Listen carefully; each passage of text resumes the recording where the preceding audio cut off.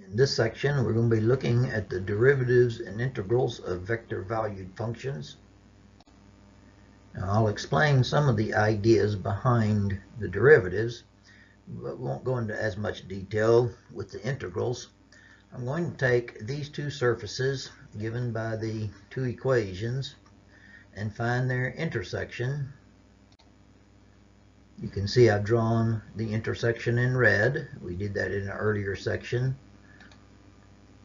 And I'll parameterize the blue surface to find x and y in terms of t, and then substitute that into the second equation to find the equation for the red line. So we found that this vector valued function is given by the x, y, and z that we just came up with. And we can write the vector valued function then as the vector cosine t, sine t, and 2 minus sine t. Now, way back in Calculus 1, we had a definition of the derivative that looked very much like this, only we had functions of x that we defined it for. Now here you see the graph of the red function that we just came up with. That's r of t. I've put the vectors in here. The black vector is some particular r of some particular t. I've added some numbers to the t and got the blue vector, which is r of t plus delta t. And then, of course, the green vector is the difference, r of t plus delta t minus r of t. And you can see, again, how that goes from the tip of r to the tip of r of t plus delta t. That's our definition for the difference of two vectors. Now, if we take the r of t plus delta t minus r of t, that's the green vector, and divide that by delta t. That delta t is just some numerical quantity, and that'll give us a vector, as you can see in the drawing here, the pinkish vector. That'll give us a vector that is in the same direction as r of t plus delta t minus r of t, but a different length. And the idea is we want to take the limit of this as the blue vector, r of t plus delta t, gets closer and closer and closer to the black vector. Now, when these two vectors get closer and closer and closer together, we will come up with the vector, which is r prime t, which is our tangent vector. Now, the mechanics of doing the derivative of a vector valued function are real easy to catch on to. You take each individual component and do its derivative. That was tough.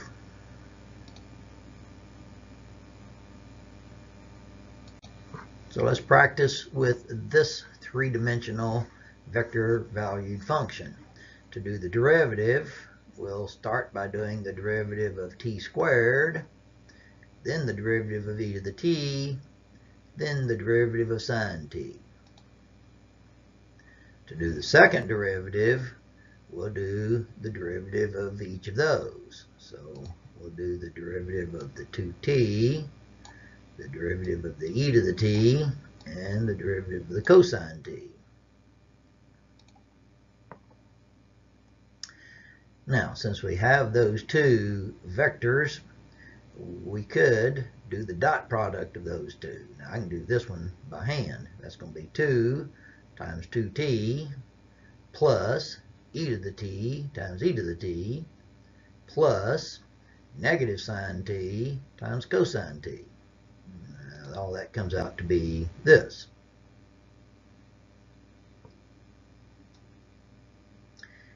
Now, the cross product I can't necessarily do just in my head. That would take me a while to write it out.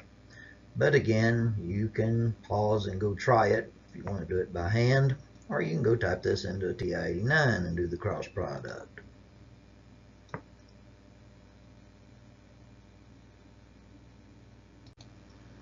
Now I want to go through these properties. They're in your textbook in a little table, but I want to explain what these properties are and how they're used. Now here is the function r of t, and we want to actually do the derivative of 9 times r of t. Well, according to the property, the derivative of 9 times r of t would be 9 times the derivative of r of t.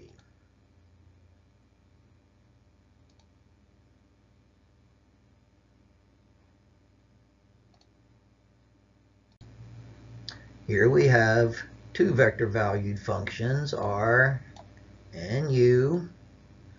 We're doing the derivative of r plus u. So according to the property, we'll simply do the derivative of the r, derivative of the u, and then add those.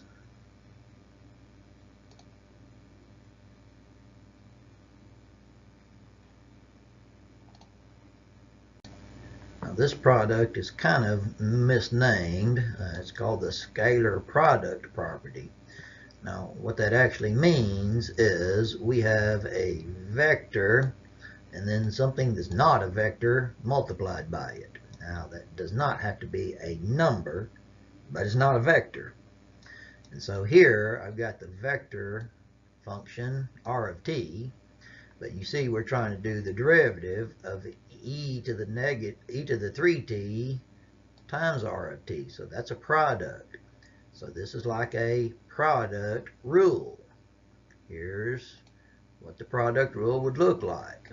We do f prime of t, that's the derivative of e to the 3t, times the original r plus the f of t times the r prime of t, and then do all that simplifying.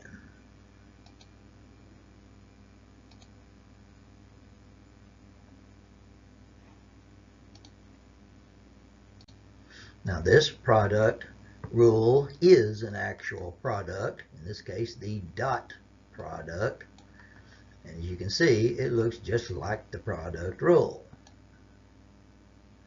So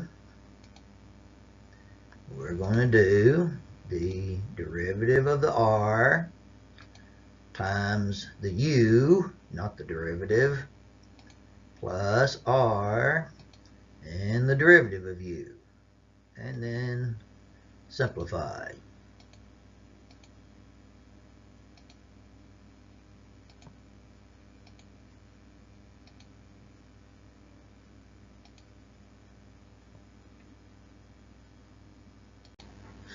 Notice how the cross product property looks exactly like the product rule.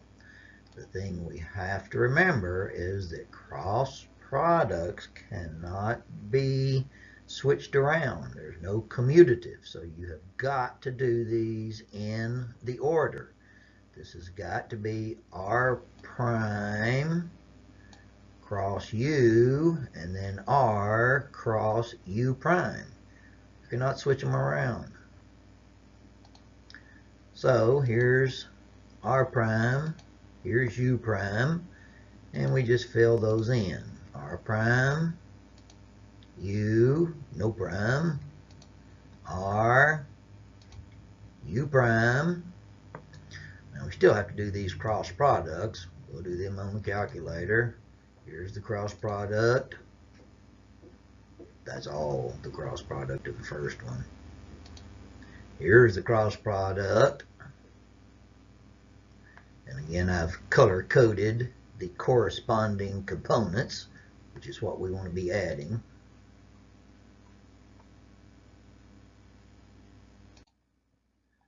Again, you should recognize that this chain rule looks a lot like the chain rule that we learned way back in Calculus 1. You do the derivative of the outside, times the derivative of the inside. So here we want to do the derivative of r of s of t. So we do the derivative of r prime, derivative of s, and substitute r prime and s prime.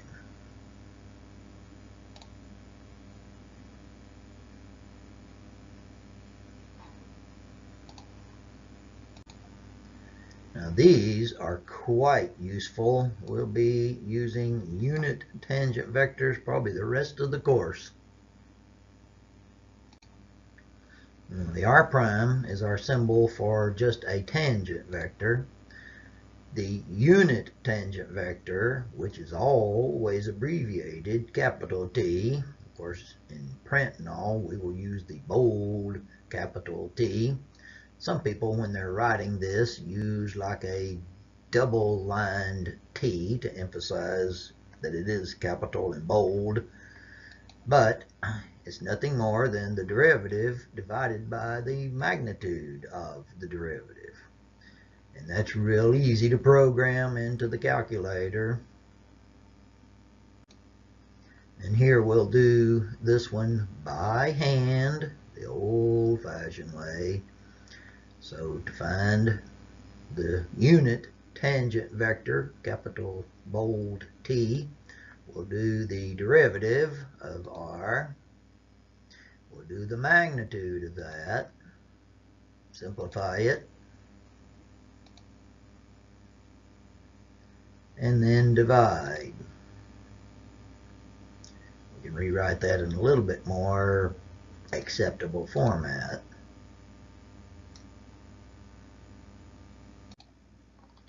And as usual, here's how you do the same thing on the TI-89.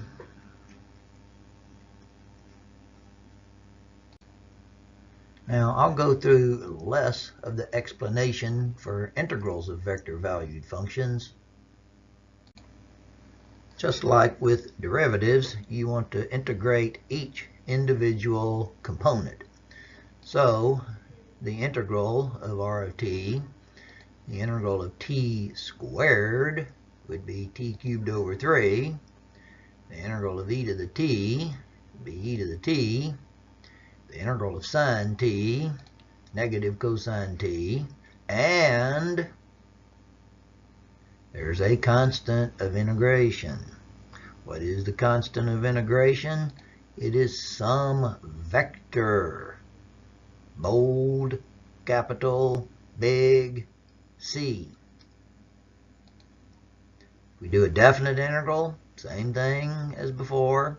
We do the integral, then we plug in top number, bottom number, and subtract. Of course, we have to be subtracting vectors.